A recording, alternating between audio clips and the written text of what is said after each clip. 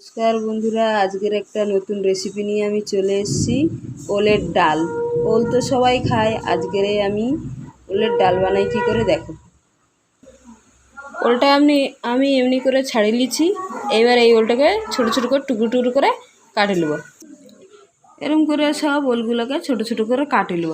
তারপরে এটাকে একটু সিদ্ধ করে নেব। আমি ওলটাকে এরকম করে সিদ্ধ করে নিচ্ছি। এবার আমি কড়াইয়ে ঘি দিয়ে ফোড়ন দেবো। আমি কড়াইয়ে যে ঘি দিয়ে দিচ্ছি, ঘিটা গরম হয়ে যাবে। এর মধ্যে গোটা জিরা, শুকনো লঙ্কা আর তেজপাতা ফোড়ন দিয়ে দেবো। এই যে আমি গোটা জিরা আর শুকনো লঙ্কা ফোড়ন দিয়ে দিয়েছি। এরপরে আমি এই যে তেজপাতা দিয়ে দেবো। এবার একটা খুন্তি দিয়ে আমি লাড়ি নেব। এটা লাড়ি নেওয়ার পরে আমি ওই সিদ্ধ করা ওলটাকে তুলে দেবো।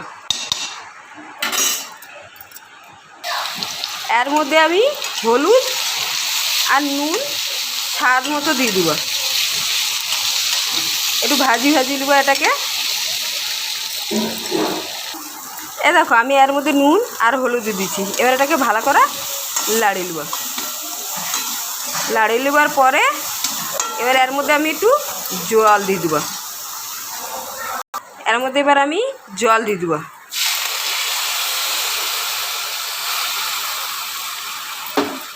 জল দেওয়া হয়ে গেলে এটা একটু ফুটে উঠলে এর মধ্যে একটু মিষ্টি দিয়ে দেবো। দেখো এর সাইড দিয়ে ফুটে উঠছে।